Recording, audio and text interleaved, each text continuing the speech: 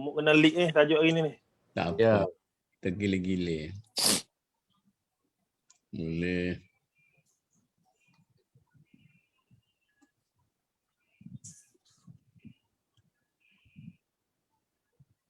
Dah pergi ambil COVID dengar? Ambil apa tu? Vaksin lah.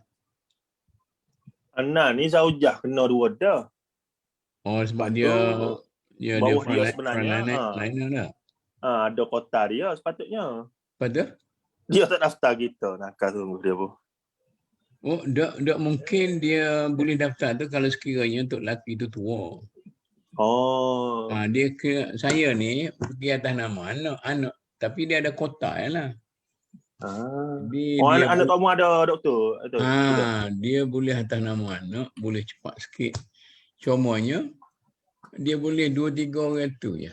Isteri dia pun tak boleh. Dia ibu bapa yang boleh. Doktor kami tu dah. 19 hari Sabtu dia. Oh, nombor 1. Hari Sabtu. Dalam kali pertama lah. Pertama. Tapi dia maklum dah kalau kata ada history nyakit apa semua tu dia punya efek apa dia consult dah lah. Tanya dia Syadi okey hari kata AZ. AZ. Isteri saya itu pun demam juga separuh hari tu. Tak jugalah sebentar dia kata. Lepas tu dia buat kerja ke apa okey lah. Dia klik tu jangan tidur. Jangan jahat sangka kepada vaksin. Jangan layan perasaan lah kita kata dah. Anda adalah apa yang berada dalam diri anda. Jadi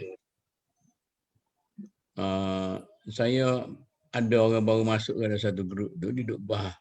Saya kata sebab tu orang tengok bukit jauh tu biru. Sebab mindset dia dah biru. Sebenarnya hijau tapi dah mindset dia biru-biru. Ada ada satu gambar. Dia buat karikatur. 2 kolom. Kolom pertama seorang apa nama apek tua lah. Yang kolom kedua seorang Tok Haji. Jadi kolom pertama ni dalam keadaan tengah cocok lah. Tolong vaksin saya sanggup bayar. Sebabnya saya takut mati. Ya, betul. Kolom yang kedua, Tok Haji ni, jangan vaksin saya sebab saya takut mati. Tadi kontradiktif. Ya, betul lah tu. Kontradiktif ada. Sampai kata-kata orang Cina ni siapa sanggup bayar sebab nak awal vaksin. Dia nak. Dia nak awal, dia tahu benda tu perlu. Ada orang Kelantan, dia sanggup mati kerana tak cocok daripada mati kerana cocok. Allah Rabbi. Oh tu, kata ni baru berebut. Ya, laporan isi saya bagi tahu di Kemaman ada satu kawasan tu beratus-ratus orang kena macam satu kawasan kapur lah ya. Beratus-ratus orang kena kawasan tu sebab ada seorang orang tua ni anak dia balik daripada Kuala Lumpur masa raya itulah. Jadi sekarang ni masuk lesok khabar katanya dia merayu lah supaya orang kawasan tu jangan pulau dah dia dengan keluarga. Jadi orang lain marah sebab mati ni mak ayah orang mati ni. Dan sebab dia balik raya tempoh hari bawa benda tu kat dia okey muka dia muda. Dia sudah recover lah. Ya. Dia muda. Tapi ni orang hot jakit. Pok-pok tua-tua ni. Tu kata demo tu jadi pulau macam marah lah kepada keluarga dia ni. Yalah. Benda tu. Saya masa adik saya meninggal, saya balik lah. Orang Kelantan semua tak pakai ni. Masa tu dah agak rilis lah dulu. Belum duk pakai kata. Nak bersalah lah, nak berakat. Kata tak boleh. Lepas tu dia kata, bakut pasal ni. Kata tak ada lah. Kata tak boleh. Saya takut saya bawa kawak. Bukan saya takut kawak. Saya takut awak jakit saya. Macam tu lah. Tua muda. Kita mari daripada Kuala Lumpur tempat dia. Orang Kelantan ni dia. Tapi mesej MTN tu bagus tu Tok Muk kalau konsisten Dr. Basri tolong buat mesej-mesej pendek tu, anda ingat sangat berkesan tu untuk Dia benda gitu lah ni. Dia punya trend tu kena ada yang pendek-pendek lagu tu, bergambar, poster kecil.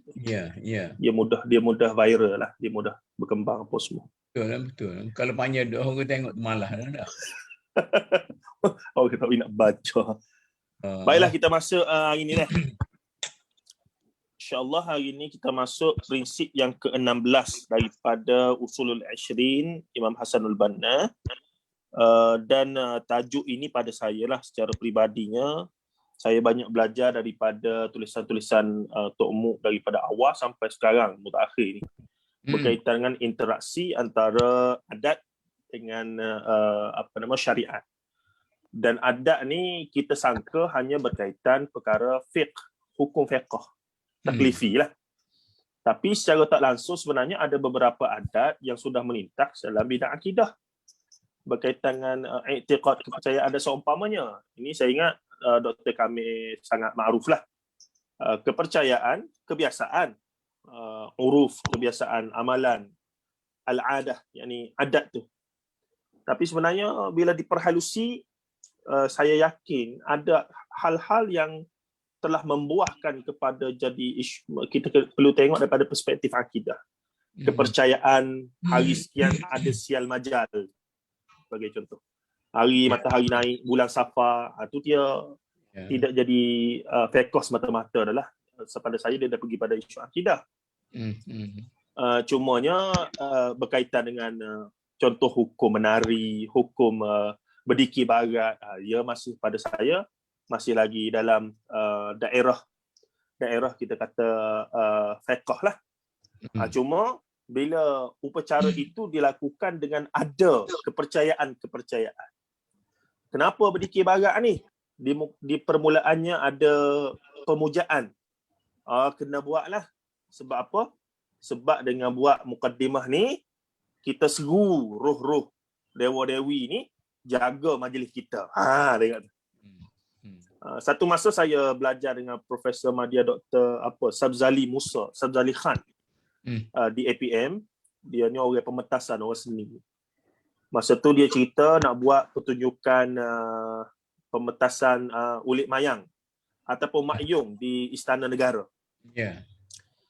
Maka para pelakon pementas ni nak lakukan ritual letak dulang ayam di atas rabung Istana Negara masa tu.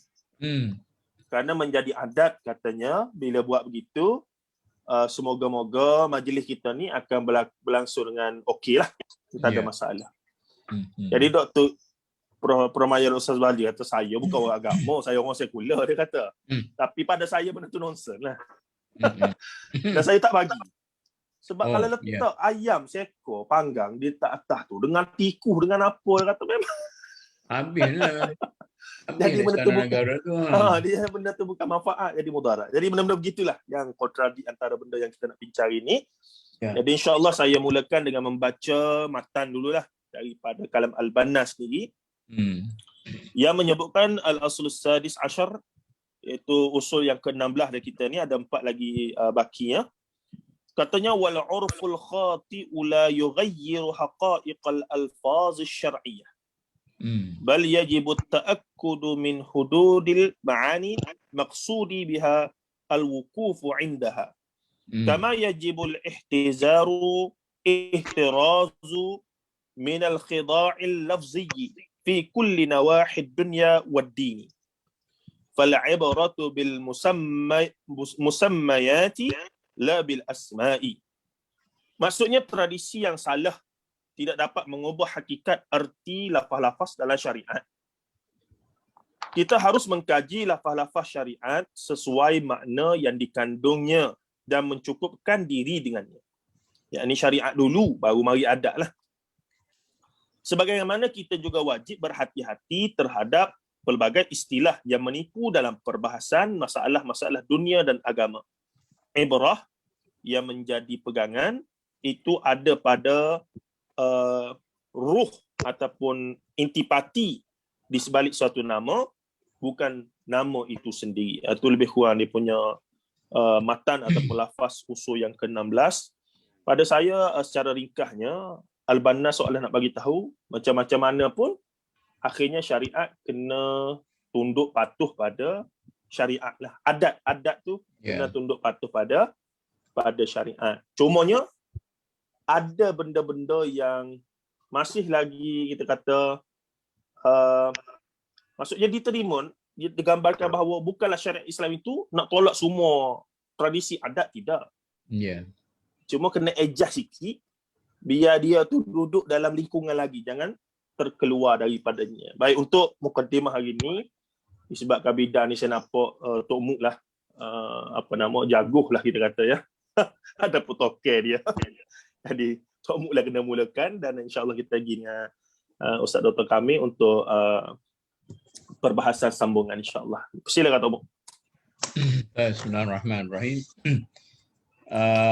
Tidak semudah itu jugalah kita nak ulas benda ni. Saya kalau bagi pelajar syariat, dia menyangkuti 2-3 prinsip.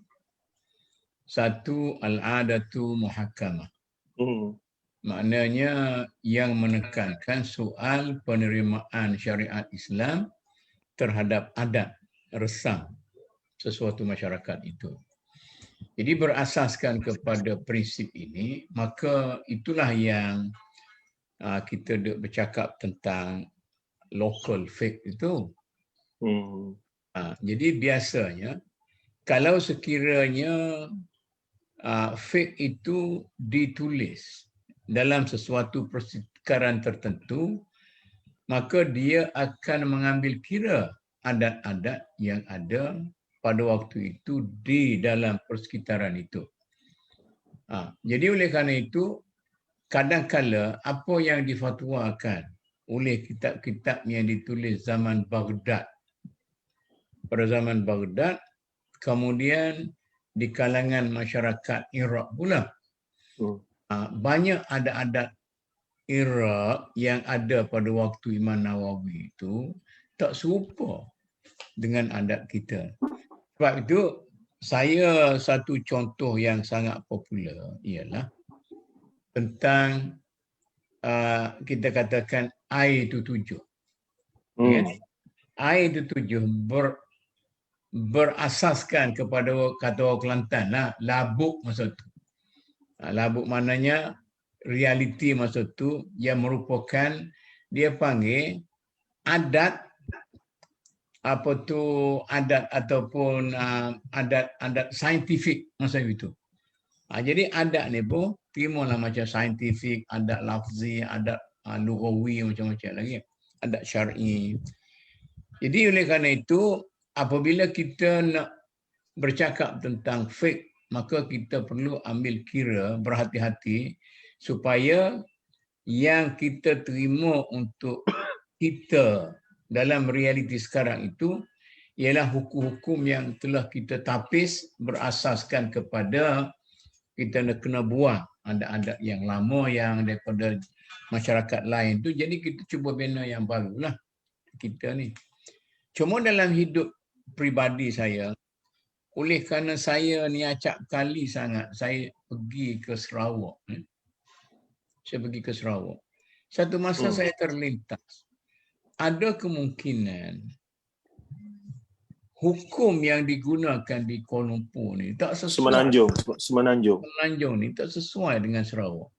Sebab Sarawak ni dari segi kemasyarakatannya, mereka mempunyai nilai yang sangat berbeza dengan kita di Semenanjung. Dia sangat rapat, pergaulan sangat intim dengan masyarakat, keluarga dan sebagainya. Jadi itu satu. Yang kedua, dari segi apa yang kita katakan orang-orang pembantu rumah. Pembantu rumah, duduk rumah kita. Jauh mana tu dari segi konsep aurat dan sebagainya. Kemudian dalam segi orang Arab dulu, dia menggunakan khadimah, dia menggunakan kita katakan abdi atau apa semua sekali. Itu satu hal lagi. Jadi oleh kerana itu, maka penerimaan Islam terhadap adat itu bukan penerimaan orang panggil tangkap muak cara locong lah. Orang Kelantan juga tu cara locong tu. cara akal. Pukal. Tetapi kita kena ada perincian dari setiap masa tu kena dibersihkan. Sebab itu kita katakan fake itu sesuatu yang dinamik.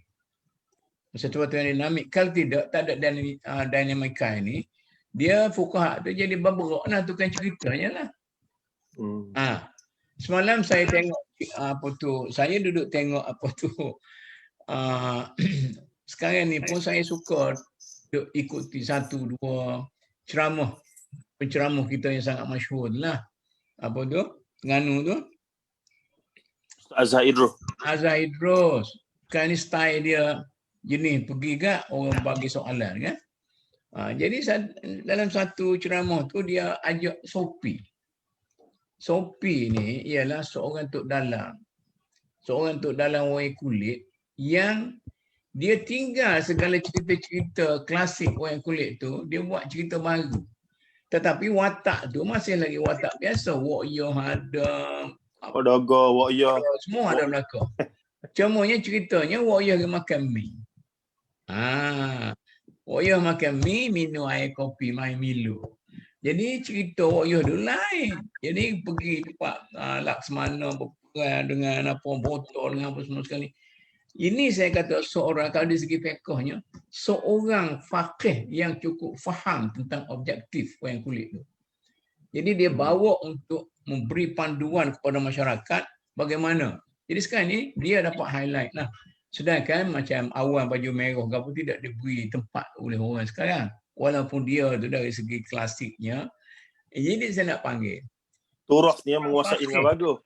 Seorang faqih yang cukup hafiz, yang cukup mulim, begitu hebat dalam kitab-kitab klasik lama itu, saya nak katakan kalau ibarat dalam orang kulit gak, Awan baju merah lah.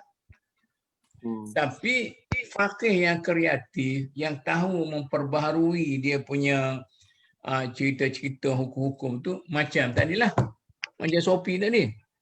Jadi ini yang dia kata perbedaannya. Kita boleh mengekalkan nilai-nilai klasikal, tetapi kita tidak boleh pengekalan nilai klasikal tu boleh menjejaskan dynamism fake itu. Itu satu. Panjang sikit tak apa dah. Muka demo. Yang kita bincang hari ni, dia berkait dengan kalau budak-budak kita belajar usul fiqh, dia kata tentang dilalatul alfaz. Dilalatul alfaz ini, dia termasuk dalam kita kata dalam cara kita mentafsirkan segala istilah-istilah yang ada. Sama ada istilah itu baru, istilah lama, istilah yang sudah diadatkan atau istilah yang teradat sebagainya macam tadilah. Hantar balai lah apa semua sekali. Jadi dalam dilalatul alfaz ni, dia setiap perkataan itu mungkin dia rootnya bahasa ini bahasa lughawi. Dia tidak mengandungi, dia tidak menjadi istilah syarak, tetapi kita melihat dia sebagai bahasa. Maka kita kena ikat tu, terikat tu. Jangan kita jadikan sesuatu istilah yang disebut untuk memberi arti sebagaimana perbahasaan, kaedah perbahasaan, jangan kita gunakan untuk syariah. Jadi kalau kaedah perbahasaan itu kita kena ikut, maka tanya dia orang bahasa lah. Kena tanya Nik Sufiah lah, kena tanya Asma Umar lah. Macam mana ni? Dah. Kemudian ada istilah-istilah adat, misalnya istilah apa tu kita kata istilah sosiologi, istilah antropologi. Jangan kita mentafsirkan, kita para ulama ni, jangan kita tafsirkan. Ini sudah menjadi istilah sosiologi, antropologi. Jangan kita sendiri mentafsirkan bahawa dari segi syariatnya begini. Tanya mereka itu sendiri. Sebab tu Imam Syafi'i apabila dia belajar syariat ini, kelebihan Imam Syafi'i ialah kerana dia mempunyai kedudukan yang tinggi dari segi dilalatul alfaz. Jadi dia belajar bahasa Arab. Dia tidak belajar bahasa Arab Mekah Madinah. Dia belajar bahasa Arab di perdesaan, di mana dia dapat originality. Nah, jadi masalahnya Nak faham Quran, kena faham sunnah. Saya nak ulang ni kan. Nak faham sunnah, kena faham bahasa. Nak faham bahasa, kena faham sejarah. Nak faham sejarah, kena faham sosiologi, antropologi dan sebagainya. Budaya. Jadi ini yang menjadi yang kita katakan satu komponen ilmu. Oleh kerana itu, bila kita katakan ada istilah-istilah yang digunakan dalam masyarakat kita yang sudah digunakan untuk hukum syarak, mungkin untuk menghalalkan atau mengharamkan, kita kena betul-betul hati-hati. Mungkin contoh yang paling jelas adalah antara sunnah dan sunat, Tok Mu. Yang tu pun sunat. Tu pun tak selesai lagi tu. Yalah, okey. Tapi tak boleh kalau selesai panjang. Jadi kalau kita kata, kita kena certain untuk sebagai ahli syariah, kita kena pastikan sama ada yang kita maksudkan itu sunat ataupun sunnah. Walaupun sunnah itu kadang-kadang yang wajib, kadang-kadang sunat, tetapi yang dimaksudkan yang sunat lah. Jadi kita duk keliru antara sunnah dengan sunnah. Dua-duanya istilah syariah, tetapi ini menunjukkan tradisi. Sunnah itu menunjukkan tradisi. Sunat itu menunjukkan hukum. Jadi ini sunnati misalnya itu. Jadi oleh kerana itu mungkin sebagai mukaddimah lah, maka kita kena balik kepada kaedah dilalatul alfaz. Dilalatul alfaz ni kita kena balik kepada qawaidut tafsir.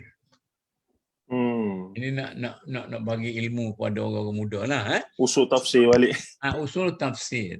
Kita belajar usul tafsir dulu, kemudian belajar qawaidut tafsir, kemudian nak sedap lagi pergi kepada at-tafsir wal mufassirun. Jadi jumpa mazhab-mazhab tafsir situ kan. Jadi oleh kerana itu barulah kita ni ada satu idea yang jelas tentang bila kita berhadapan dengan istilah seperti ini, kita dah cepat tanggapan, ini kena rujuk kepada sekian-sekian. Sebab itu, orang yang hebat dari segi bahasa, dia akan hebat dari segi fiqh. Baik, untuk Dr. Kamil pula, mungkin apa yang diutarakan oleh Tok Muk tadi, ada sisi-sisi yang bersabit akidah dalam adat kita lah, untuk bertaamul dengan perkara tersebut. Cuma anda nak setul sikit bila Tok Muk sebut sunnah-sunnat tadi. Dalam satu ketika anda menulis, anda terpaksa, sebab anda faham, anda rasa anda faham, orang boleh keliru lagi antara sunnah dengan sunat. Siapa kita tulis sunnah yang hukumnya sunat. Untuk nak jelaskan lagi, sunnah yang hukumnya sunat. Sebab di sana ada sunnah yang haram, ada sunnah yang makruh, ada sunnah yang itu. Ni macam perul kiki macam itu sunnah. Jadi ada sunnah yang harus dan seumpamanya. Jadi Dr. Kamil pula, untuk melengkapkan apa yang Tok Muk sudah lambung tadi, Tok Muk sudah memberi satu gambaran secara holistik sunnah, alfazud dilalah apa semua tadi.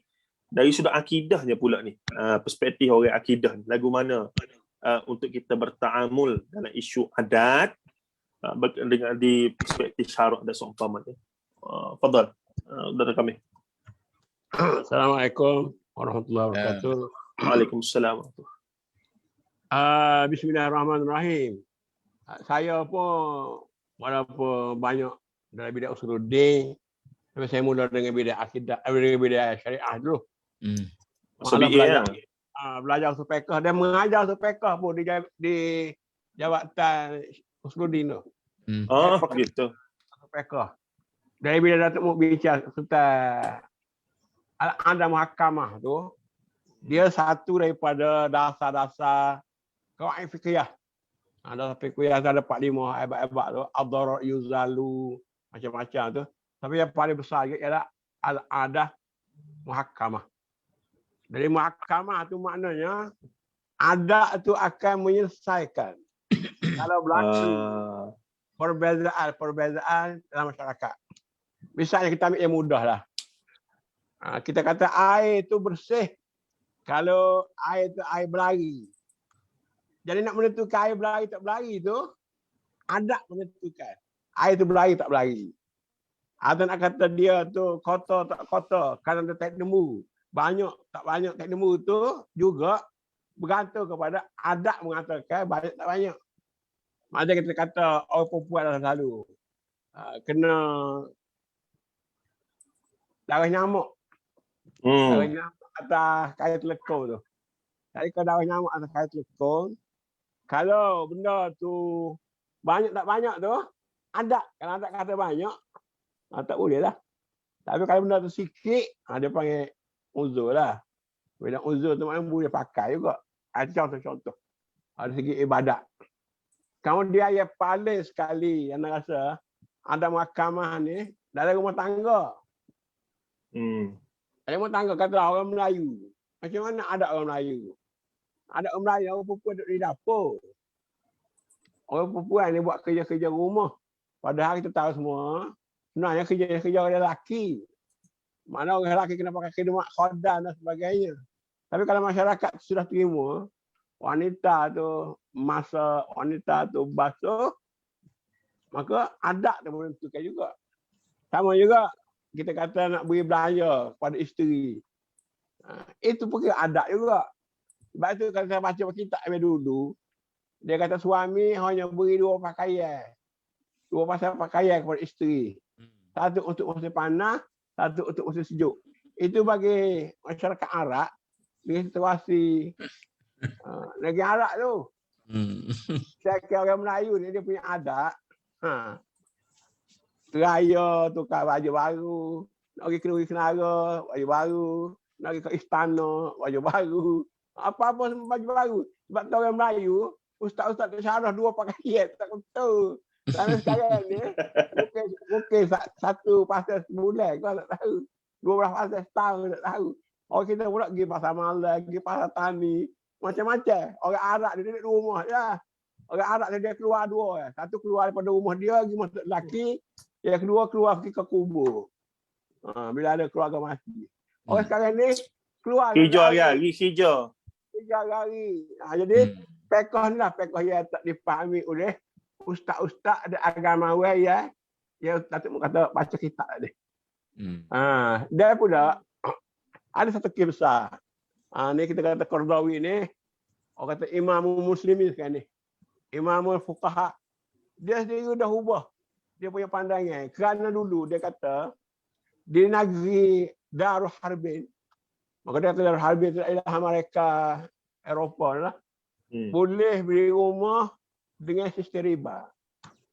Banyaknya lawan orang kata bukan negeri Darul Harbin sama mereka dengan England tu. Dia pun tarik balik pandangan dia tu. Samalah juga kita nak sebut tadi. Musammayat dengan musamma tadi. Walaupun orang kata benda tu asalnya riba. Tapi kita tukar nama faedah ke, kita tukar nama interest ke. Tapi kalau dia tu riba, tetap riba. Dia tak boleh mengubah dengan tukar nama tu. Ini dibincang panjang lebar lah. Oleh Abu Zahrah baik, oleh Maududi baik dan sebagainya. Jadi ada orang setengah tu dia menghalalkan benda kerana dah tukar nama. Daripada riba jadi faedah, daripada riba jadi interest dan sebagainya. Jadi banyak benda-benda dalam kehidupan kita ni, mana kena faham betul-betul lah tradisi itu. Dan tradisi ni hebat macam mana pun, dia tak boleh nak pergi langgar nah syarak tadi. Dia hanya berkesan dalam perkara-perkara yang tak melanggar bab syarak. Kalau suami derok isteri, tak boleh sebab benda tu pergi kepada melanggar kezaliman tu. Kezaliman dari oleh Islam. Dia jadi jenayah sivil. Bagi apa? Apa istilah orang ni tak bu? Domestic. Domestic violence dia panggil. Jadi bila kita pergi kepada benda yang lebih besar lah. Dalam pemerintahan negara, dalam pengurusan, dalam ekonomi dan sebagainya, banyak perkara-perkara ni. Dan satu lagi kita kena beri perhatian. Tiap-tiap kumpulan tu dia ada urus dia masing-masing. Kata dia jual beli antara peniaga sama peniaga. Dia tak buat syarat masyruq. Tapi akhir-akhir dia balas. Dia balas, kita kena balik kepada dia balas kata, dia kata 10. Dia kata 10 apa? Dia kata 10 ringgit Malaysia. Dia kata tak, kata 10 dolar Amerika. Jadi menentukan dalam mereka tu apa yang berlaku dalam masyarakat tu. Jadi benar-benar ni kita maknanya betul Datuk kata dia. Ahli-ahli perniagaan ada dia punya istilah dia. Ahli-ahli seni ada dia punya istilah dia. Ahli-ahli ekonomi ada dia punya istilah dia. Jangan ustaz ni jangan nak kanal semua dah. Ustaz tu mengajar lagi. Ustaz masjid mengajar ni. Dia nak kanal semua around the world. Tak boleh. Itu saya dah kata dah. Ustaz ni pun ia faham akidah mengajar akidah sahaja. Ia faham fiqh mengajar fiqh sahaja. Ia faham tasawuf mengajar tasawuf sahaja. Sebab hak tiga tu pun duk gelewak dah. Tiga tu pun bercampur aduk dah. Apa lagi nak pergi bidang geografi, nak pergi bidang sosiologi, nak bidang antropologi, nak pergi bidang bahasa. Akhir sekali dia marah. Pasal penyanyi kata, ku ketuk pintu. Pintumu Tuhan. Dia kata ada Tuhan, ada pintu dah. Itu bahasa dia. Mujassimah pula. Mana timur mujassimah tak mujassimah tu? Sebab tu orang selalu kata mujassimah kepada Ibn Taymiyah dan sebagainya. Ini pasal dia tak faham bahasa. Sedangkan puak-puak ni dah kata mereka itu adalah tanzih, tidak tasbih, tidak tajsih. Dia kata awal-awal. Laisa kamisli syai' dan sebagainya. Tapi pasal orang nak kelahi, dia cari di mana kelemahan itu, dia masuk situ. Akhir tak sesalah kita punya perbalahan. Tu naik tu macam mana? Tu naik tu macam mana? Seperti gemalan. Tu macam mana? Sebab benda tu kita nak cari balas. Cari balas kan. Rumah kita nak beli sofa pun. Baku sikit. Baku sikit.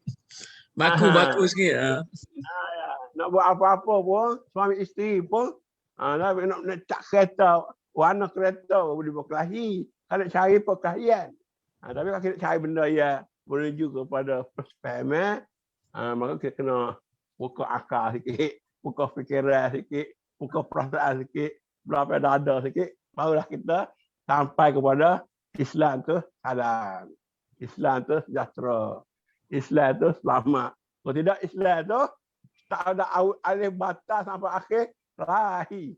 Bak makan, bak minum, makan dengan sudu, makan dengan gerpu, makan dengan tangan. Duduk ke atas meja ke, pakai jel tangan kanan ke, pakai jel tangan kiri ke, buruk gigi pakai kayu sugi ke, pakai semua kelahi semua. Tapi kalau kita cari besar ke otak tu, buka sikit ilmu tu, insya-Allah selamat. Dengan isteri ni 10 benda, 9 benda tak setuju, tak umur datang kami. Tapi molek-molek anak 3, 5 tu. Sebab dia ada benda yang dia setuju akhirnya. Baik, apa nama mungkin menarik tadi berkaitan dengan peristilahan tu Tok Mu, kalau kita nak kembangkan. Pengistilahan dari sudut adat dengan peristilahan yang kemudian telah teradat dalam arti kata telah disyariatkan. Dalam arti kata ada kalimah yang digunakan dalam urusan harian kita. Yang tadilah macam sunnah dengan sunat tadilah. Dia akan jadi kekeliruan di situ dan seumpamanya. Jadi kes ini ana ingat berlaku dalam semua bangsa yang bukan Arab lah. Semua bangsa yang bukan Arab. Sebab tu antara kehebatan ulama Melayu kita bila menterjemahkan kul huwallahu ahad, dalam erti kata ahad tu satu ataupun tunggal biasanya, tiba-tiba ada kalimah esa. Yang menggambarkan bila esa tu dia khusus. Bila nisbah pada Allah, yang ni esa. Untuk menggambarkan mengitlakkan ketauhidan Allah itu. Makanya kalimah esa itu tidak lagi digunakan untuk selain daripada Allah dalam bahasa Melayu klasik kita. Betul. Maka saya tak kata pada isteri saya, yang saya nak ke mamak sekejap. Dengan siapa? Esa sahaja ada. Kita kata seorang lah, saya nak baca buku, duduk rumah. Saya nak minta setengah jam, dia pun faham lah. Kita nak pergi. Kita tak pergi mengarut lah, kita pergi duduk setengah jam, sejam dia bagi. Kita nak baca buku sikit. Tertarik segelah gitu. Ataupun anda adalah kekasih saya yang esa. Jadi ini kearifan lokal tadilah padana kebijaksanaan ulama Melayu kita itu. Dan jika ditelusuri banyak lagi sebenarnya daripada kitab-kitab kuning lama itu, tanpa menafikan adalah kekurangan-kekurangan yang perlu kita perbaiki semasa-semasa. Mungkin Tok Mu ada contoh-contoh lain mungkin. Dia macam inilah. Sebelum tu saya supaya ada continuity kita perbincangan kita ni kan. Jadi daripada kita duk bincang, saya duk sebut, Dr. Kamil dan Ustaz duk sebut tadi, saya nak memperingatkan kepada para maulana kita lah. Sama ada yang mengajar kitab Turath, yang belajar kitab Turath, yang pergi mengajar orang awam kitab Turath. Kena berhati-hati. Kerana kita betul-betul kena mesti mulim dengan apa yang dimaksudkan dalam kitab Turath itu. Sebab ada kemungkinan dilalatul alfaznya bukan saja masalah Quran Sunnah ni, masalah dilalatul alfaz dalam kalangan orang fake. Dia sudah berubah. Jadi kita kena ni macam kalau orang tanya, macam mana kalau nak istinja dengan tisu? Toilet tisu. Jadi kita berak selalu.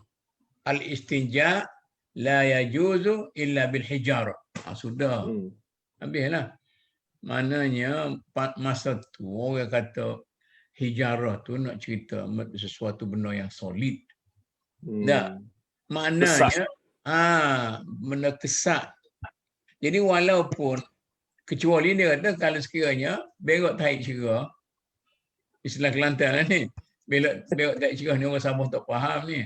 Kita apa tu, berak cair dan sebagainya, dia tidak boleh menyucikan. Maka ada kemungkinan kita kena jawab bahawa menggunakan tisu itu lebih aula dari semua sekali itu. Katalah nak kita katakan nak menyucikan babud dibagh. Ada dua perkara yang dikemukakan oleh ulama terdahulu, iaitu buah mencekani dan tahi burung merpati. Dan sekarang ini kita tahu tahi burung merpati itu sangat bahaya kepada kehidupan manusia. Jadi yang inilah kita kena baiki dari satu segi.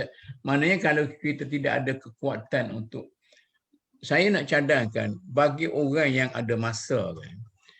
Kalau orang ada masa, saya tak tahu siapa dia yang ada masa. Misalnya patut katalah dalam kitab Matla'ul Badrin. Patut kitab Matla'ul Badrin itu dia baca satu, kemudian dia pergi letak hasyiah di situ. Jadi dia kata sekian. Kemudian dia kena letak situ. Sebenarnya dalam realiti sekarang yang dikatakan air mutlak itu ialah sekian. Kata musta'mal macam mana apa dalam realiti saintifik kita. Sebab adat ni pun termasuklah adat saintifik, bukan adat bahasa saja. Adat saintifik, adat syariah, adat apa semua yang dikatakan oleh syariah sebagai adat itu lain. Nak beza dengan adat lughawi itu. Adat lughawi lain, adat syar'i lain, adat urfi lain. Jadi katakan urfi itu ada adat saintifik dan sebagainya. Satu, mungkin kalau kita nak bincang panjang sikit, lepas ni lah Ustaz tanya apa-apa kita jawab lah.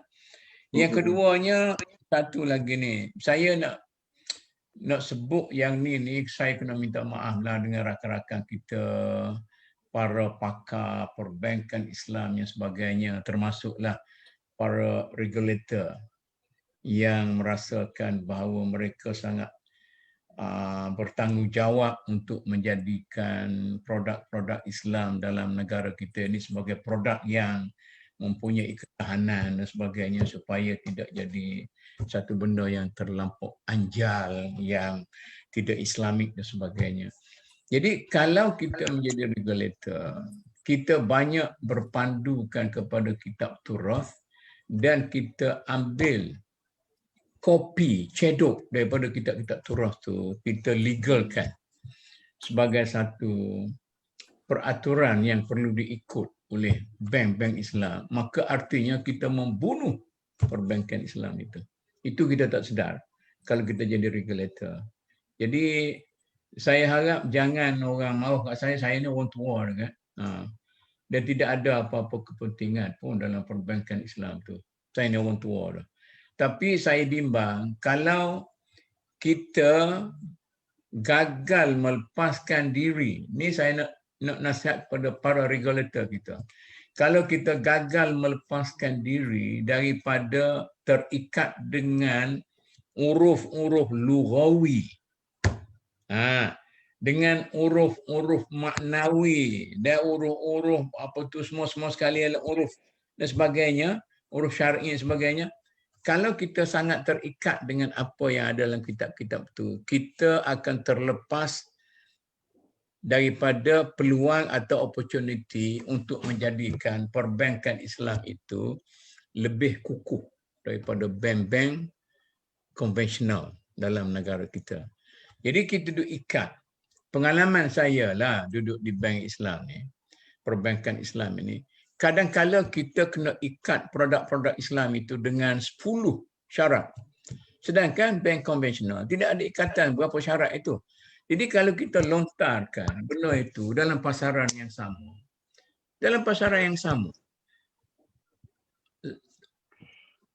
usahkan orang bukan Islam, orang Islam sendiri pun akan meninggalkan. Misalnya, kita ada takaful, kita ada insurans. Jadi bila takaful kita tu sangat memberatkan dengan istilah-istilah. Ini dengan menggunakan istilah-istilah tadilah. Istilah-istilah yang kita menganggap syar'i, tetapi istilah-istilah itu ialah istilah yang semasa pada waktu itu kita gagal memperbaharui istilah itu, maka inilah kita bertembung dengan kita tidak menyumbang kepada perkembangan, satu, perkembangan fiqh, dan yang kedua, perkembangan kita punya produk berasaskan kepada fiqh itu. Sehingga saya mencadangkan macam inilah sekarang ni. Kalau anda nak mengajar fiqh di universiti pun, katalah fiqh muamalat, anda kena faham produk perbankan Islam dulu. Kalau tidak, anda melahirkan pelajar-pelajar yang apa tu, yang tak faham tentang sistem muamalat di bank Islam tu. Sepatutnya saya nak cadang macam ni lah. Orang-orang zaman dulu dia buat fiqh itu berasaskan kepada pengalaman dalam masyarakat. Bukan berasaskan pada turas dia salin tidak. Sebab itulah dalam kitab-kitab yang mutawalat tu dia kata ada waqila waqala tu waqa'i letak di situ. Mengikut pengalaman yang berbeza. Ini yang saya nak sebut sikitlah, supaya ada faedah perbincangan kita tu. Dan sebelum tu saya minta maaf lah kepada para regulator kita, para pejuang produk-produk Islam tu. Kalau saya sebut macam tu bukan artinya saya memperlecehkan anda semua, tetapi saya mengharapkan supaya para penasihat syariah di bank-bank ni mempunyai ruang yang cukup untuk memberi nyawa kepada perbankan Islam supaya kita dapat bertanding dengan bank-bank konvensional. Kita buatlah wajib pakai songkok, wajib pakai kopiah misalnya lah. Itu benar-benar ibaratnya macam tu. Bahagian ni anda banyak tak faham sebab bukan bidang kita. Kamu sebut regulator semua ada making kepada dia. Pembacaan kita sangat limited dalam bidang ni. Tapi tak apa, sebahagian besar daripada kita punya. Kalau ustaz tak berapa jelas, orang awam apa lagi. Dia macam ni. Pada peringkat awal, perbankan Islam dalam negara kita ini, dia punya peraturan itu tidak diikutkan. Tidak ada kodifikasi undang-undang. Jadi seorang ahli syariah, dia akan pergi ke bank, dia akan jadi qadi dan mufti. Jadi kalau dia ada produk, dia tanya apa khabar tuan, apa khabar ustaz, apa khabar semua sekali. Jadi cerita Apa hukum ni? Dari segi prinsipnya, dari segi Quran Sunnah, dari segi apa semua sekali baru habis. Kemudian lama kelamaan, terutama sekali apabila ada kes-kes. Ini saya pun terima kasihlah kepada Datuk Daud Bakar. Saya tanya dia mengapa diperketatkan, kerana dia kata nak protect supaya produk Islam ini tidak menjadi produk yang boleh dinafikan oleh lawyer-lawyer buruk yang jahat. Nah, kes-kes dia ada sawabik yang putus semua sekali. Jadi diregulatekan. Jadi ada regulator, ada penasihat syariah, kemudian ada pasar kita punya apa semua sekali. Ada 3 pihak lah pasaran. Jadi oleh kerana itu, apabila ada undang-undang ni, ada peraturan-peraturan ni, jadi peraturan ni sangat mengikat. Yang saya sebagai pengalaman sebagai seorang penasihat syariahnya, pengikatan itu kalau nak ketat macam mana pun okey, asal dia berasaskan pada prinsip Islam yang sihat. Tetapi yang mengetapkan ikatan itu ialah syarat-syarat yang remeh, yang tidak menjiwai kehebatan fiqh Islam itu sendiri. Sampai fiqh itu jadi kerdil. Macam kita katanya, penasihat syariah dan penasihat undang-undang pergi duduk dalam mesyuarat exco. Jadi dia akan cerita yang undang sekian betul lah tu. Tapi undang-undang British ni, walaupun nak banding yang undang-undang lama yang berasaskan kepada undang-undang yang dulu tu lebih baik dulu tu, ya enactment ni, tapi kepakaran tu dia sudah tinggi, dia punya standard tu, tapi kita ni baru nak start dan sebagainya, undang-undang sebenar tak ada lagi. Jadi oleh kerana itu dikatakan regulator yang terlampau berkuasa. Regulator, pihak pembuat undang-undang yang terlampau berkuasa telah mengikat kaki tangan penasihat syariah di bank-bank, sehingga sekarang ni pihak regulator sendiri, pihak bank sendiri susah hati pula. Dia kata apa pokok penasihat syariah ni cerita tentang hukum syariah sekian-sekian, Quran Sunnah tak ada. Nak ada Quran Sunnah macam mana? Awak kata 1, 2, 3 lekuk, 1, 2, 3 lekuk. Jadi terpaksalah kita kata berasaskan kepada fatwa atau keputusan yang dibuat oleh sekian. Maka bank negara kata gini, orang ni kata gini. Jadi nak pergi syariah apa lagi? Jadi dia mematikan perkembangan syariah itu dari segi pengajian muamalatnya tidak berkembang. Dulu saya dah confident orang yang ada pengalaman di bank Islam ini boleh pergi ke universiti mengajar fiqh dalam bentuk yang baru, yang lebih realistik berasaskan pengalaman dia di bank. Itu. Baik, kita pergi pada Tomuk pula lepas ni. Saya ambil masa sikit digest. Okay. Sebab limitasi pembacaan dan maklumat kita. Okey. Baik, untuk Dr. Kamil ni, saya ingat ada beberapa isu dalam sejarah Kelantan pula. Kelantan lah. Orang antara yang masyhurnya adalah antara yang masyhurnya debat berkaitan dengan almarhum salah seorang raja Sultan Kelantan nak bela anjing tu. Yang menimbulkan perdebatan kaum muda, kaum tua. Saya ingat anak Ustaz Kamil yang tengah buat PhD Majdi ada ulas dalam thesis master dia berkaitan dengan Malay nationalism oleh Araf dan seumpamanya yang melihat secara khusus perkara tersebut. Jadi menarik tu. Dr. Kamil ada mungkin boleh cerita balik, menimbulkan minat orang muda ni untuk tahu sejarah tu sikit sebanyak. Saya ingat Dr. Kamil ada maklumat yang menarik tentang perkara itu. Jadi nak langgar adat ni, raja nak langgar adat, pero bela anjing. Ya. Jadi menimbulkan perdebatan antara dua kem ulama, kaum tua, kaum muda, dan bukan sekali, 2 kali.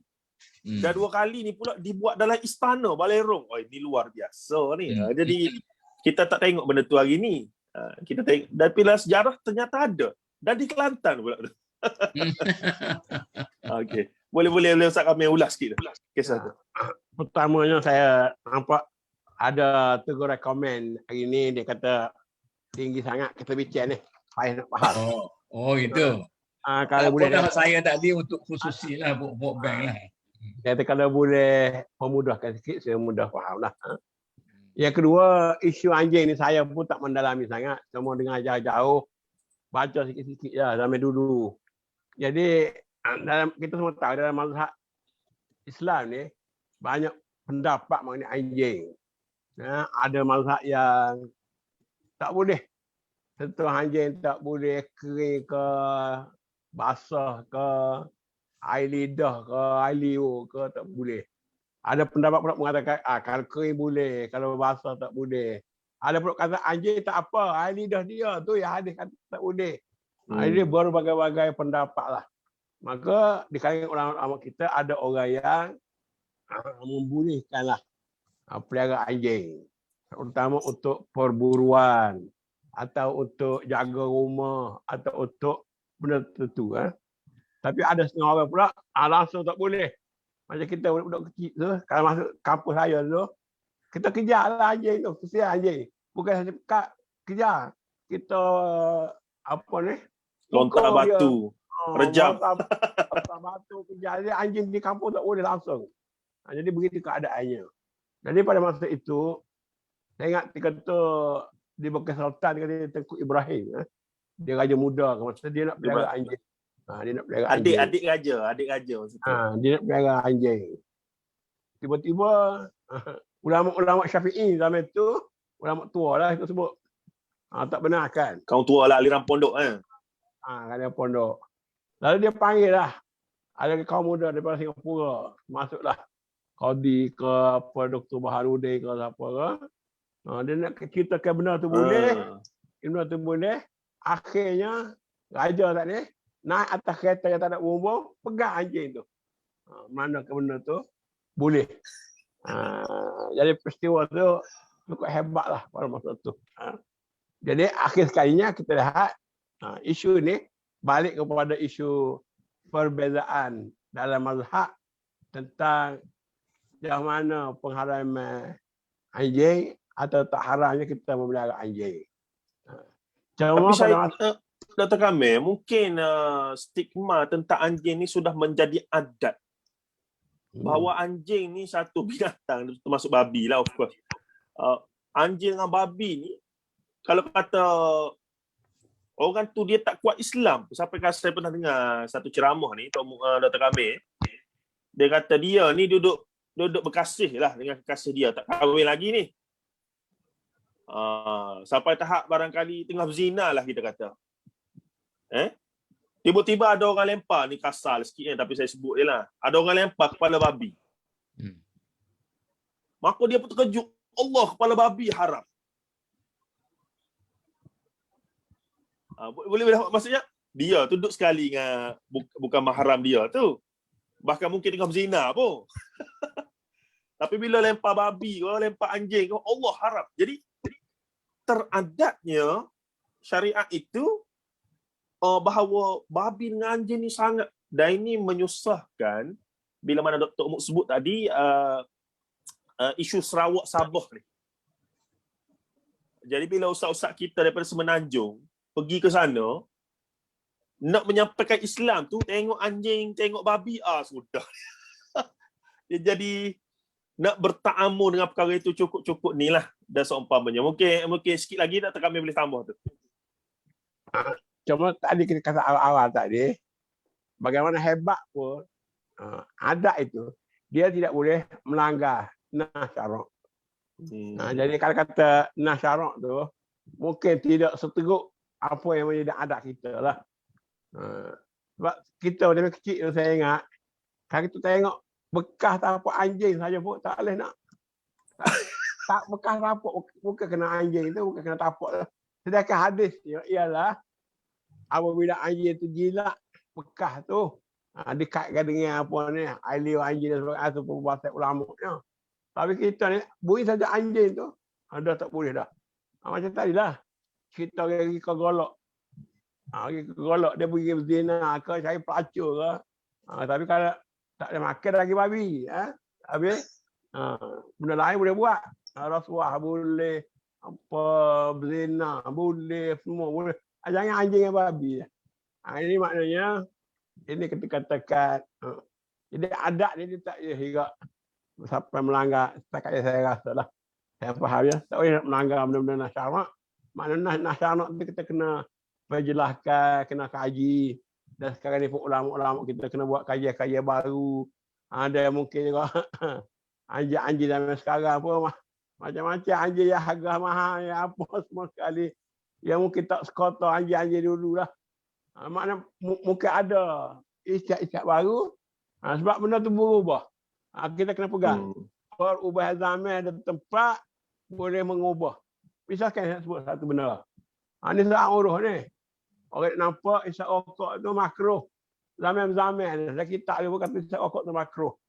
Tapi kena ingat, yang kata makruh tu mungkin pendapat ulama zaman tu pasal baru dia tu lah.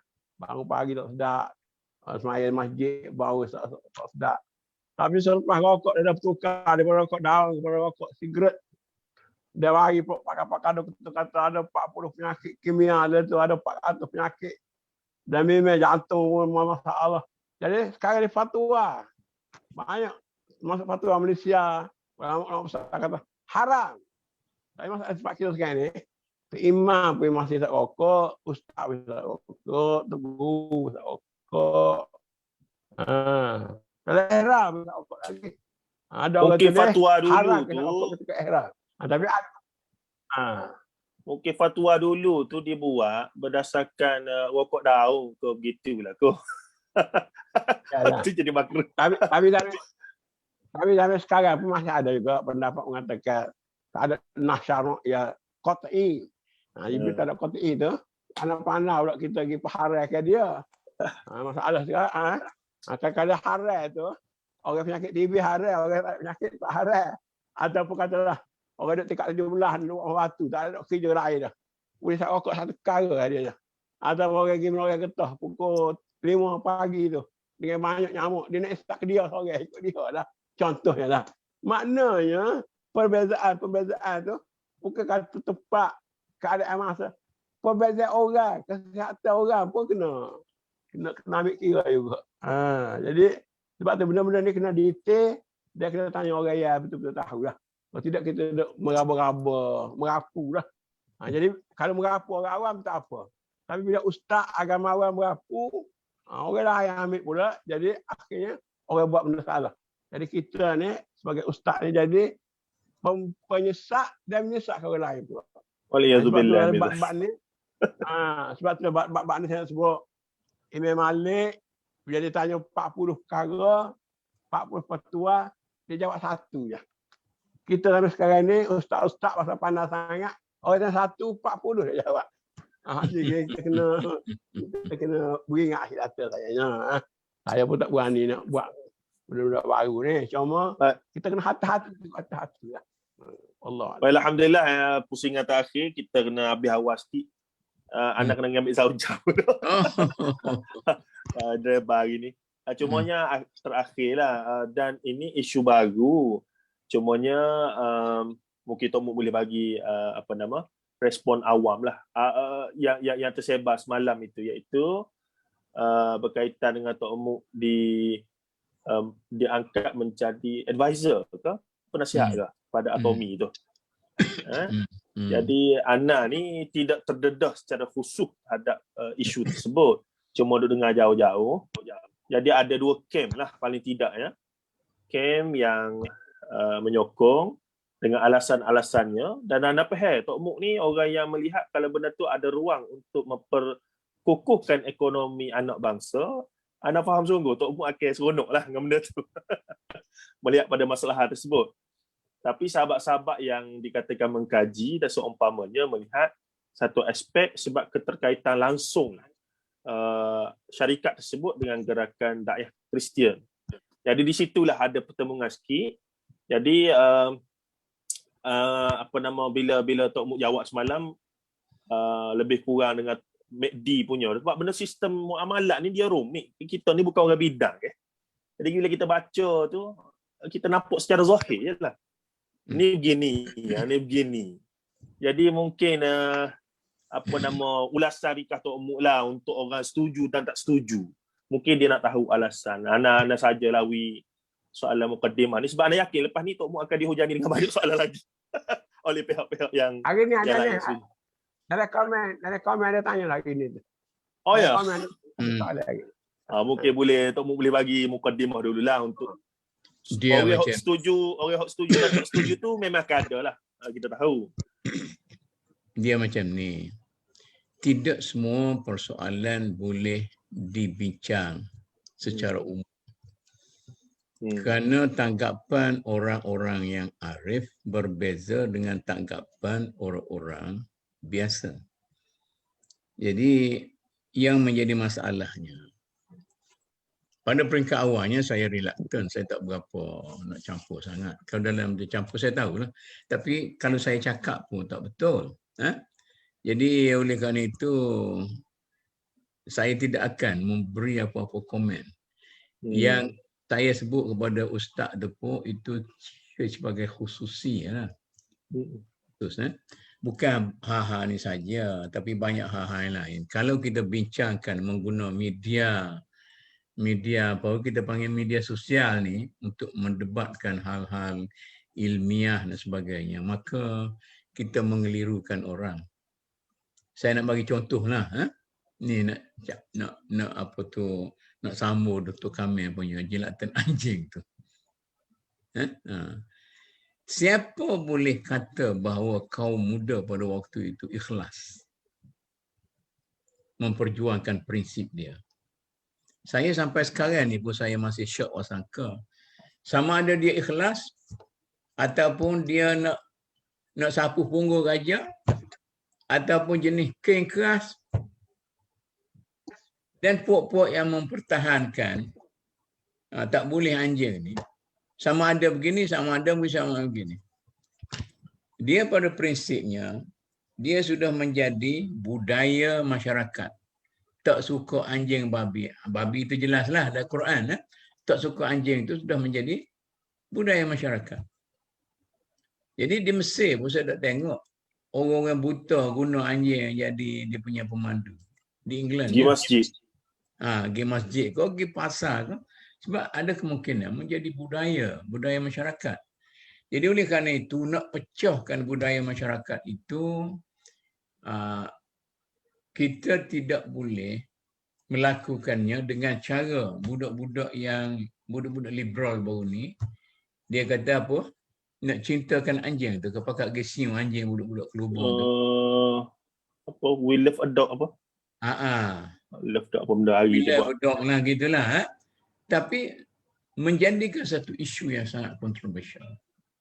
Jadi bila isu kontroversial tu, bila saya sanggup masuk duduk dalam tu, saya punya objektifnya saya perlu membela keadilan, itu sajalah.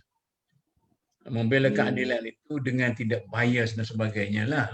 Kalau kita kata ada betul-betul yang tak betul, kita perbetulkan. Jadi kalau kita duduk salak di luar dan sebagainya, kalau kita biarkan orang awam membincangkan soal yang rumit sebagainya, maka pengalaman saya sebagai pengarah Akademi Pengajian Islam, dulu bila kita buat bangunan Akademi Pengajian Islam tu, saya setuju dengan Naib Chancellor pada waktu itu. Kita akan membuka restoran yang bernama McDonald. Oh? Yes. Menarik. Di Akademi Islam tu memanglah ada tempat untuk McDonald. Sebabnya orang dalam kampus ada berapa ribu. Dari segi bisnes lah. Dari segi bisnes. Ada berapa ribu orang dan berapa peratus daripada mereka ini akan pergi cari McDonald kat luar. Tak kira lah budak-budak tak mampu ni. Jadi bila dibangkitkan dalam surat khabar, macam mana yang Universiti Melaya nak adakan McDonald dalam kampus dia, sedangkan McDonald ini menyokong Yahudi dan sebagainya dan apa-apa semua sekali, maka saya kata ke Naib Chancellor, tak payah kita banyak berhubung. Tutup saja. Tutup saja. Tak payah kita nak kata mempertahankan oleh kerana perasaan masyarakat begitu. Kecuali kita ada hasrat untuk mempertahankan dan memberi keadilan kepada McDonald itu. Coca-Cola. Itu yang saya kata ke Ustaz semalam kan. Misalnya Coca-Cola. Satu masa gitu kan kita lepas tu apa akan jadi? Kemudian beli barang Muslim first. Apa akan terjadi? Maknanya perasaan emosi masyarakat itu kita perlu menerima seada-adanya sebagai satu emosi, bukan satu hakikat ilmiah. Jadi jangan kata saya menyokong company lagi, saya pun tak tahu apa lagi, saya tak tahu apa lagi, saya tak dengar apa lagi. Jangan kata saya sudah sokong company dan sebagainya. Dan kalau jangan orang kata saya ni nak cari duit pula dah. Nak cari duit allowance apa semua sekali tak. Sampai sekarang ni pun saya tak bagi lagi dia saya punya account tu. Nak tengok perjalanan dulu macam mana dah. Itu tak betul. Itu saya punya komitmennya. Jadi saya minta daripada masyarakatnya supaya membersihkan diri saya sebelum saya buat kerja daripada segala tuduhan-tuduhan yang tidak berasas, dan saya rasa saya perlu memberi keadilan kepada masyarakat kita. Semua pihak. Jangan ada pihak yang teraniaya. Itu saja yang boleh saya sebut hari ini.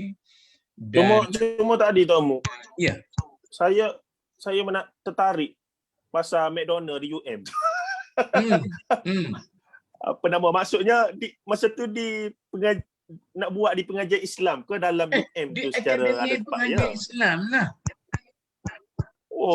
Masa tu kita ada ruang yang lebih, dan sebagai seorang pengarah, jadi ideanya bila kita letak satu restoran McDonald's itu, kepala saya ni Ustaz, saya tak nak Akademi Pengajian Islam ni macam pondok. Pondok dia lain, Akademi Islam lain. Allah Rabbi. Buku saya hadut tulis lah ni, tu tajuk dia Pondok Pesantren di Menara Gading. Oh, menarik. Saya menceritakan bagaimana bila saya balik daripada England dan diberi tugas sebagai dekan apa semua sekali, saya tengok Allah, apa yang saya perjuangkan dulu belum pergi England tu, saya lah mewakili Dalam Puri kita mari mesyuarat dengan Pak Ku apa semua sekali. Bila kita tinggal tu pun satu pengorbanan nak balik supaya kepimpinan Akademi Islam ini tidak dikacau oleh siapa-siapa. Tapi kalau kita tak layak, orang bagi kepada orang lain yang kita rasa tak layak, yang tidak ada komitmen dengan kita punya dasar.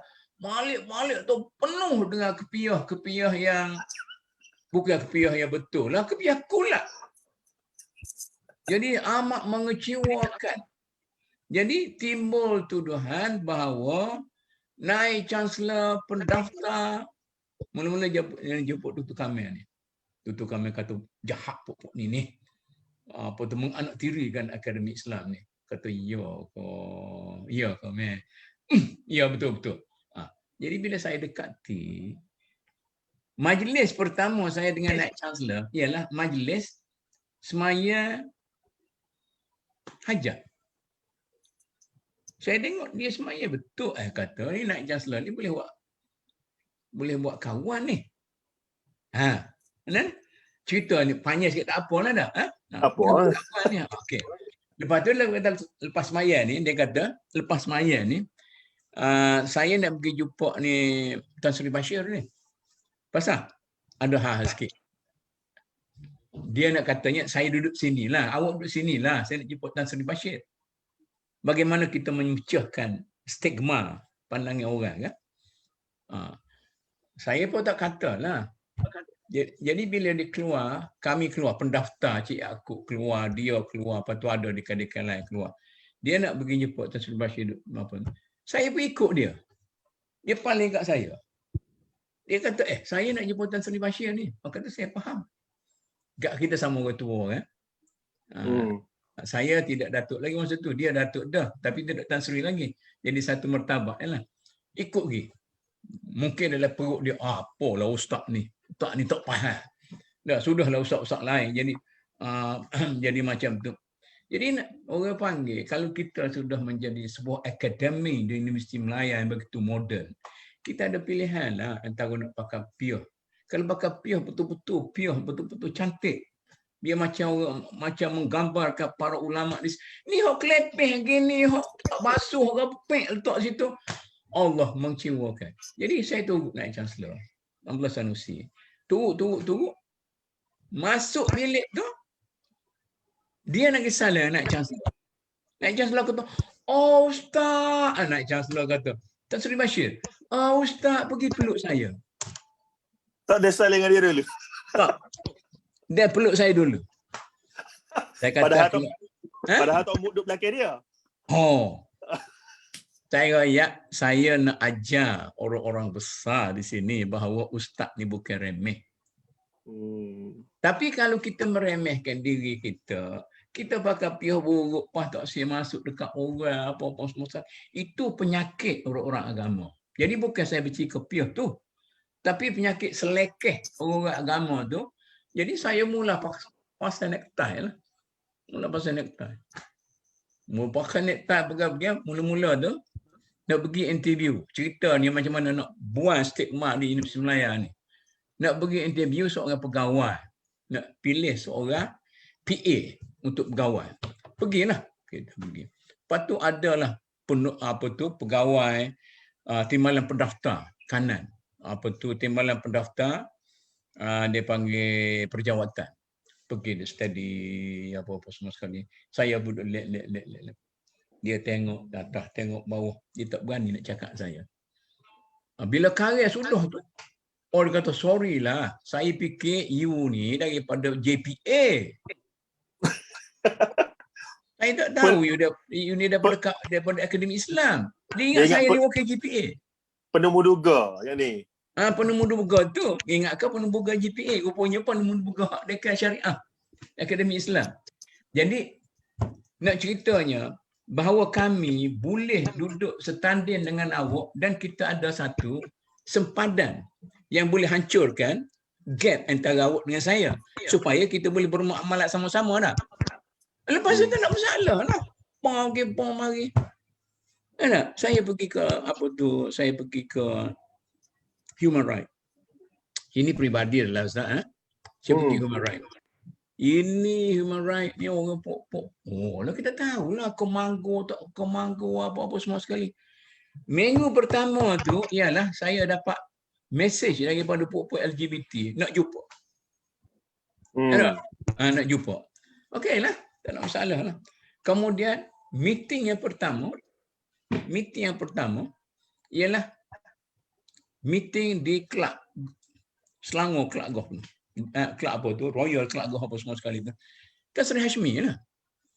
Tan Sri Hashmi. Kata apa ni kelab golf. Lepas tu nak mula meeting pula dia pergi pukul 6. Lepas tu nak meeting pukul 7.30 ke apa semua pukul 8 ke. Kata pok-pok ni tak semayan masa belakang ke ni. Benar? Tetapi saya buat prejudis tu. Pergi. Mesti ada ruang untuk kita kalau dia orang ni tak semaya apa semua sekali tu. Okey. Tak macam-macam. Moga orang kafir pun ramai. Bila pergi, semangat sikit ni. Bila pergi, belum maghrib tu Tan Sri Hashmi kata. Datuk, mai, jom kita pergi semayang maghrib. Nampak? Jadi kalau saya ni macam ustaz biasa ada prejudis kau orang. Tan Sri chairman kepada lembaga tu ajak saya pergi semayang maghrib di rupa-rupa dia lebar pada saya. Tapi dia punya di luar ni okey lah, tak ada masalah lah. Tak ada masalah dia cerita tentang nak buat filem Tamil lah, filem Hindustan macam mana. Tetapi seorang yang dalaman yang sangat warak. Jadi begitulah Abdullah Sanusi. Kemudian saya faham seorang kawan yang sangat cukup baik. mana cukup tinggi dia punya understanding dengan agama dan sebagainya. Macam agak Tan Sri apa tu, Hashimi dan sebagainya. Jadi ini saya nak bagi contoh ni. Kalau boleh kita para ustaz ni kita upgrade diri kita supaya tidak memencilkan diri kita. Man syadza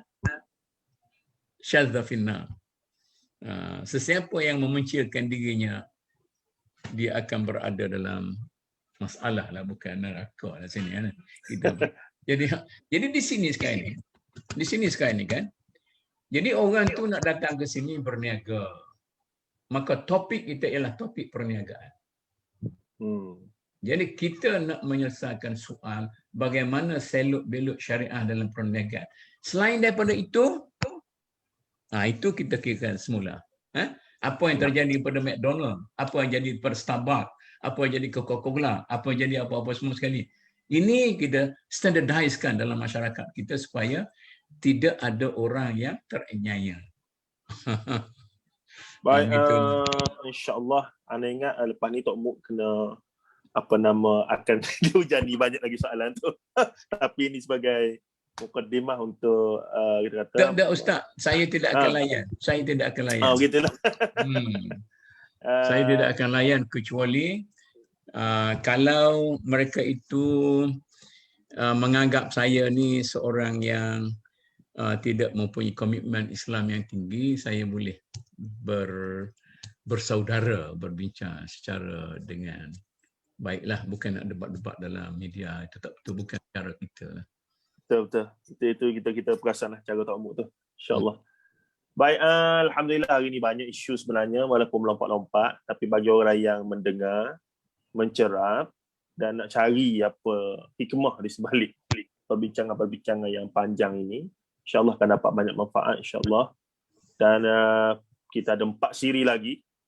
Dan saya tak tahulah Tok Muk nak sambung ke tidak siri kita yang tidak tidak mempunyai mungkin kata sponsor dan seumpamanya ini, melainkan semangat nak menyebarkan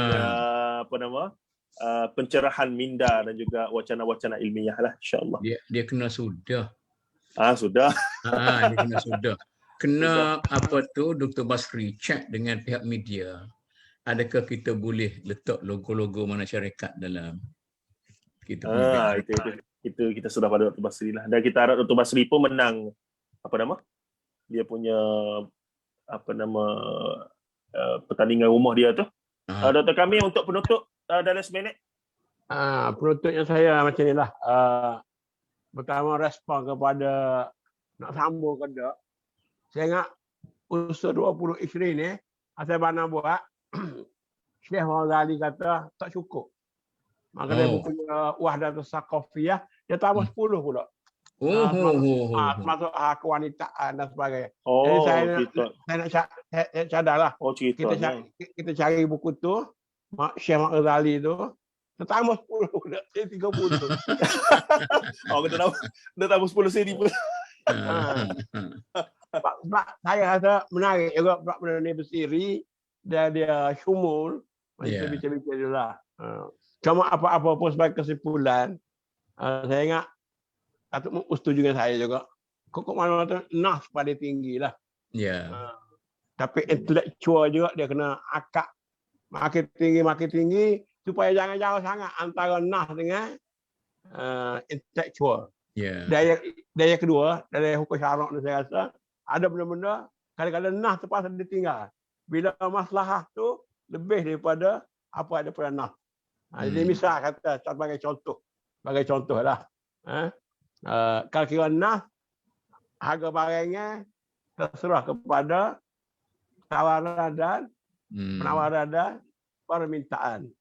Tapi kalau sekarang ni harga minyak masuk dan naik RM30 ni, orang tak mampu beli sebenarnya. Kerajaan wajib sebenarnya meletakkan harga ceiling. Ya tak boleh peniaga-peniaga mengambil keuntungan ni. Sebab zaman Nabi dulu peniaga-peniaga, orang soleh, orang nak khidmat agama. Sekarang ni peniaga-peniaga dia jadi kapitalis. Padahal sekarang ni harga sawit di Malaysia ni daripada harga 2,500 dah naik berapa ribu dah. Tapi macam mana kita pengeluaran minyak ia begitu tinggi, akhirnya tanggung beban rakyat ramai, untuk harga minyak yang mahal. 35 kali mahal lagi. Allah. Dia semangat ada. Dia pakai hadis tu, hadis harga barangan ditentukan oleh Allah tu. Tu jadi kena ke dia sama lah, tak kena ke kita. Nyaya kita lah rakyat ni. Ya betul, tapi terasa. Ya. Harga ayam dalam 2-3 minggu lepas berubah dengan begitu drastik. Jadi orang Hari ni beli RM13, tiba-tiba RM19. Orang macam saya pun sekarang ni beli minyak itu dah. Beli minyak orang panggil dari plastik. Tak mampu nak beli botol besar. Tak ada lagi dah. Kebetulan orang tak ramai juga kat rumah tak kami tu kot. Ya, harga daging pun harga RM40. Ikan pun harga RM50. Ada nak makan apa rakyat ni? Ikan bilis pun mahal lah ni. Rakyat nak makan apa? Ikan sardin pun mahal. Saya beli soto sardin tu. Dulu harga RM8, sekarang harga RM18. Kita ada juga pecing. Orang kampung tak ada pecing nak makan apa. Nak jadi KJM Melayu Selangor. Wallahualam. Itu berkilah akhir tu. Jadi kita tamat itu saya tak campur lah. InsyaAllah kita tamat di situ. Ala kulli hal, terima kasih banyak pada Tok Muk dengan Dr. kami. Kita insyaAllah jumpa lagi 4 siri. Dan kita tengoklah macam mana seterusnya kalau kata ada sungguh bahan yang nak tambah 10 siri tu, kita kira lah macam mana insyaAllah. Jadi kita tamat di situ. Bila taufiq hidayah. Assalamualaikum warahmatullahi ta'ala wabarakatuh. Waalaikumsalam warahmatullahi wabarakatuh.